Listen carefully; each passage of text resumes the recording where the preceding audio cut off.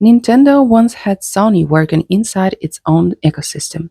Then Nintendo decided Sony was becoming too powerful, so it pushed Sony out. And that decision helped create one of the biggest competitors Nintendo would ever face. But the famous version of this story gets something wrong. Nintendo didn't reject Sony because it was stupid. It rejected Sony because the deal threatened the thing Nintendo valued most: control. In the late 80s, Nintendo dominated home gaming, and its business model was brutally controlled. Nintendo decided who could publish games, how many games companies could release, and even controlled cartridge production. Then CD arrived. They were cheaper to manufacture and could hold far more data than cartridges. Nintendo wanted a CD system for the Super Nintendo, and Sony was already a trusted hardware partner.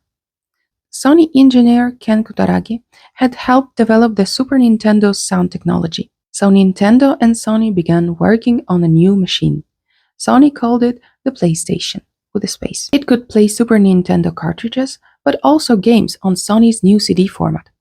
That sounded perfect, until Nintendo looked more closely at the deal. Sony would retain licensing control over software released on that CD format. For Nintendo, that was dangerous. Sony wouldn't just be supplying hardware. It could control part of the software business running on Nintendo's own platform. And Sony was already much more than an electronics company. It had acquired Columbia Pictures and had major interest in music. Nintendo president Hiroshi Yamauchi decided Sony had been given too much power. Sony publicly announced the PlayStation and talked about its partnership with Nintendo. Nintendo responded by announcing that its CD partner would instead be Philips, one of Sony's biggest rivals. It looked like Nintendo had publicly humiliated Sony. And this is where most version of the story jumps straight to Sony get angry and created the PlayStation. But that isn't what happened. The Nintendo deal didn't immediately die. Sony and Nintendo continued negotiation. Sony still had contractual rights connected to Nintendo-compatible hardware, and both companies tried to find a way forward. Then Sony explored another possibility: not fighting Nintendo, working with Sega. Tom Kalinske later said, Sega and Sony actually developed specifications for a new console together.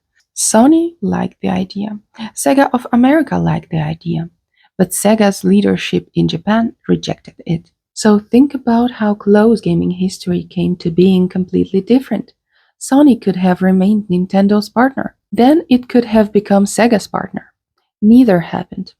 And now Sony had a decision to make: walk away from video games or build something of its own. Ken Kutaragi pushed for the second option. Sony's new machine was no longer just Nintendo's abandoned CD add-on. It became a completely new 32-bit console built around CD-ROM, 3D graphics, and a developer-friendly platform. On December 3rd, 1994, the PlayStation launched in Japan.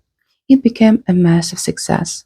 The company Nintendo had worried might control too much of its platform now controlled an entire platform on its own. And that's what makes this story so much more interesting than Nintendo made a stupid mistake.